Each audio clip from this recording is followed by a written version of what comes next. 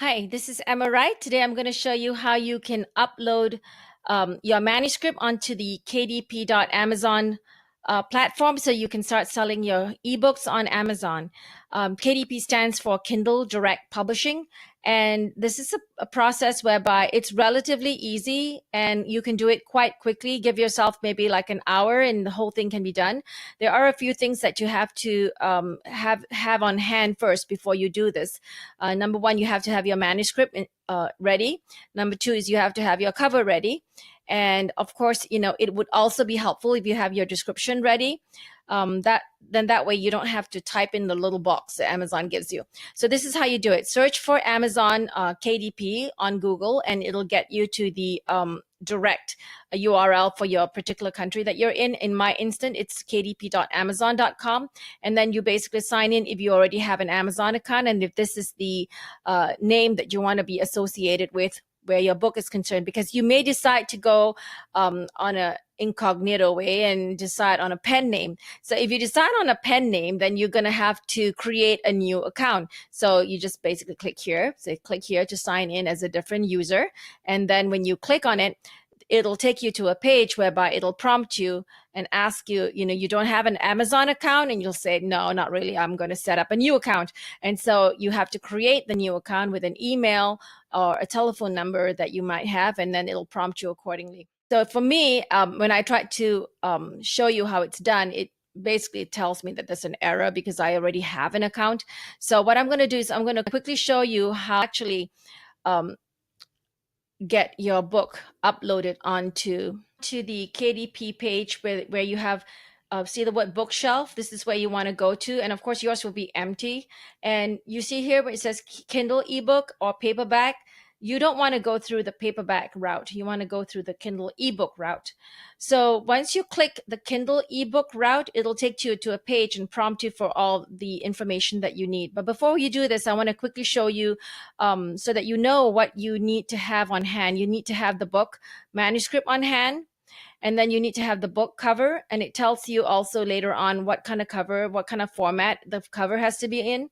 And it would also be helpful to if you have your keyword categories or your keyword searches done and you know what kind of category it will be in. And then you have ISBN. You don't have to buy your own ISBN. They will actually give you a free ISBN. Now, if you are intending to also have a print book, I would suggest that if this is the first time you're actually publishing at all, I would suggest that you do not buy your ISBN and that you use the CreateSpace ISBN. Now, CreateSpace is the arm of Amazon that handles the paperback and the hardcover, the printed books. So let's begin. So you click Kindle ebook, and it'll take you to the page whereby it'll prompt you for all the information that you need on hand. So for in my situation will be in the language is English, but they actually have several other languages too. You can choose what you want, maybe Basque, but not for me for now. Then for the book title, now this depends again whether you're a fiction or a non-fiction. I think for a non-fiction book, it's best before you have a title to actually do a keyword search on Google to see if the title that you have is what people are searching for. When you do the Google keyword search on the keyword planner tool, just collect like about 10 long tail keyword searches. Make sure you keep this on in a document or of some sort. And then when you start writing your description, it would be helpful to have these words on hand so that you can actually put the actual phrases that people are looking for in your description. So let's say you already have the title, you put it down here, and then you put the subtitle, which kind of explains a little bit more of what the title is about. If you write fiction and you have the title here, say a book I'm writing right now, it's just a series. The series is called Scion Chronicles. I don't have a title for it, but let's say I say it's the Scion Misadventure. Then my subtitle, I may put it down as a young adult science fiction book or a young adult science fiction fantasy, for instance. And then what I need to do is I need to put the series name here and the series number, and then the edition number, which is the first edition, but it's optional. You don't have to write it down. Now, this is where you put your first name and your last name. This would be your pen name or your author name. And if you have other contributors like your editor, or you have other authors that co-wrote the book for you, or if you were to write a forward, to have someone write a forward, this is where you put the name of the person. So you can keep on adding as to however many contributors that you might have. And then this is where you put the description. Once again, like I said, if you were writing nonfiction, this is where you would not just put the description, but make sure you use those long tail keyword search phrases that I told you about.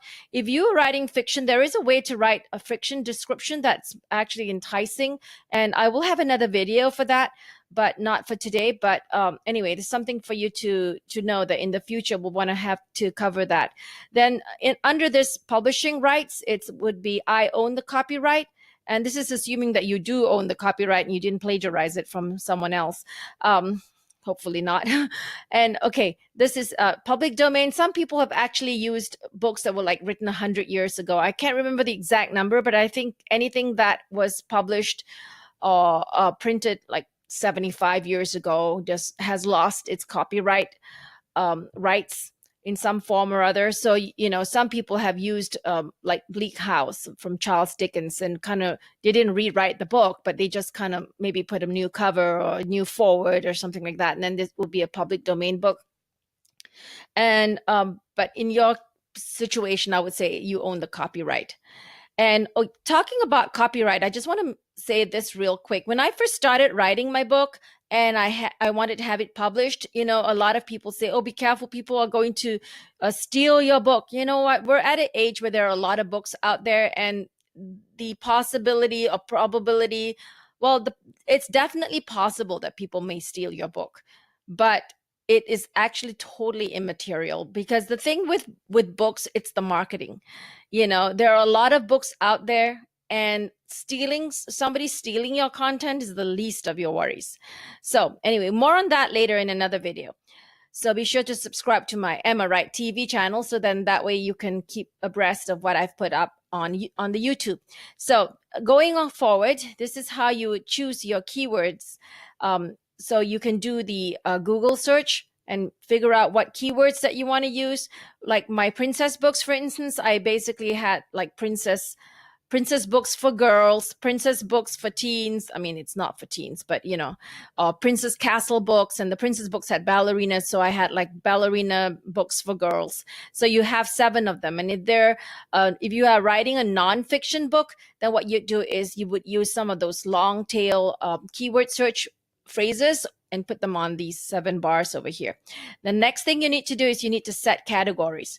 Now, if you're a fiction author, you will see here, you click on the fiction, and fiction, actually, you can have juvenile fiction, which is 18 and under, or children's books of some sort. And if you keep on clicking on it, it'll open up. You click the plus button. And just bear in mind that you're only allowed to have 2. See? Choose categories up to 2. So once you've done that, you need to, if yours is a children's book, then you just choose the minimum age and the maximum age. If you are writing a book that's, say, 18 and up, you don't have to worry about the maximum age. See how it's grayed out? And then, of course, this again, for the grade level for the reading, you can just leave it empty. Or if you want to, you know, you can click on the appropriate reading level. So if you are ready to release the book, it says, I'm ready to release the book now. You can just say that, although you may not be ready to release it like right now. But what they mean is that the other option is to make it ready for pre-order. And then that way, you know, you have to set a date. And if you're going to set it as a pre-order, I would suggest that you give yourself at least a month. Then that way you can have enough time for promotion, which is a big thing when you're launching a book. I think from what I heard, in the first month of a book, if you do it correct, Amazon may actually help you in boosting some of the promotion if they see traction in your book sales. I know that there is some skepticism as to how much they would actually do that, because, you know, we're talking about a lot of competition right now. And a lot of it rides on how much effort you want to put in for promoting your book and advertising your book. Also, it depends on how many fans you have already out there. I mean, you may have a lot of fans. For instance, if you are a famous ballerina and you have already 10,000 followers on YouTube, for instance, you have a ready-made set of fans ready for you, and it's a matter of you just letting them know that you have a book ready, and you could actually have your promotion go far and wide. Whereas if you're an unknown person, in a sense that you have a smaller sphere of influence, it may take you a little bit of time. They say you have to give yourself 3 or 4 years before you get your name out there. So once you get to this step, you can save it as a draft, or you can save and continue. So the next step I want to show you is you can actually have your Kindle ebook content uploaded. If you don't have your books information ready, they will not allow you to continue with that. So basically, that step that I showed you just now, you really have to get that all ready before you can actually edit the content of your book or add the book itself. And this is how you do it. So after you click on the prompt that says save and continue, it should bring you to this page, which is the Kindle ebook content. And let's go through some of the things that they ask you over here. So if you see here, DRM, which is Digital Rights Management, I always click no. Why? Because there are a lot of books out there, and when you have fans or readers reading your book and they might want to share their book, if you say yes, I want DRM, they can't really share your books with their friends, and it's kind of annoying. And because there are so many good books out there, they might just move on to another reader. So unless you're like a James Patterson or some big wig name like J.K. Rowling, I highly suggest at least the first 5 books, just put down no DRMs, until you start selling 1 million books a year or something like that. And the next thing you need to do is you need to upload your ebook. So you just click on that. It says upload ebook manuscript. And okay, this is the list of formats that they accept. Basically a docx, an HTML, MOBI, EPUB, RTF, plain text, and KPF. If you click here, it'll tell you a full list. Now, generally, most people would be writing on Word. So it would be a .doc or docx. Some people may want to upload an HTML or an EPUB or a MOBI. Now, how do you get these types of format? I have another video whereby I teach you how you can get this done automatically using a platform called Draft to Digital. If you search it out on my YouTube account, you will see how I show you how to do this step by step. So just to make it really simple here, let's say I've already uploaded this Princess Ballerina 6A. And also the other thing I wanted to let you know is that what I do is, I edit my books a few times, as I find, problems or issues. This is an illustrated book also. So there were a lot of issues when it comes to illustrations. Some of these illustrations look fuzzy, some are too big a file. So what I did was I had a lot of different edits. And one quick tip I want to show you is that, when you start saving all these different edits of your book, see how I have it as 3/28/16. I actually had the last edit done on March 28, 2016. So this will help you. You yourself will know that, this is the latest one instead of 1, 2, 3. Well, how do you know that 3 is the latest? Maybe you have a 6 and you couldn't find it in your file. So if you have it this way, you can kind of tell, oh yeah, this, I did that thing in March, or in May. So you kind of know. So see where it says spell check, there is one possible spelling error. You can actually click here and you can view them. And I'm just clicking it for you to see. And it tells you what it is. It's the word bund. So, which is no big deal because I didn't want to use the word bund just because I wanted to show that the girls were having their buns up. So the next thing you need to do is you need to upload your cover. Again, they will tell you that it has to be a certain format, and it has to be either JPG or TIFF only. So if you click on launch creator cover, it will actually show you that, there are certain possibilities. I'm going to click it on it real quick so you can have a quick look. I will show you that, there are a few things you can do. You can choose, you can use their images, for instance, whatever kind of image that you might want to use. I've actually never used this particular way of doing my own ebook covers or my book covers at all, because I don't find the quality very good. So I find that, you can pay a minimal amount, say through Fiverr or even um, through some other means whereby you can actually get better quality. And I will go through ebook covers with you in another video, but I wouldn't suggest going through that route. And so let's say once you have your book up, you have your cover up, the next thing you want to do is you want to take a look at the book. So you can click this, which is a previewer. And if you don't have a previewer, you can actually download it. And it's a software you can download onto your computer. And that way you can actually check to see if the files that you have already uploaded looks good on the different platforms that they have. So this is the book that I have. And as you can see over here, there are actually different types of platforms that they have, you see. And also in this particular page here, it's a different kind of Kindle. But I can't really show it to you right now, but I'll show you in another video. We'll go through this a little bit better. So this is what the book will look like for this particular Kindle. Now you may think, oh my goodness, these words are really, really small.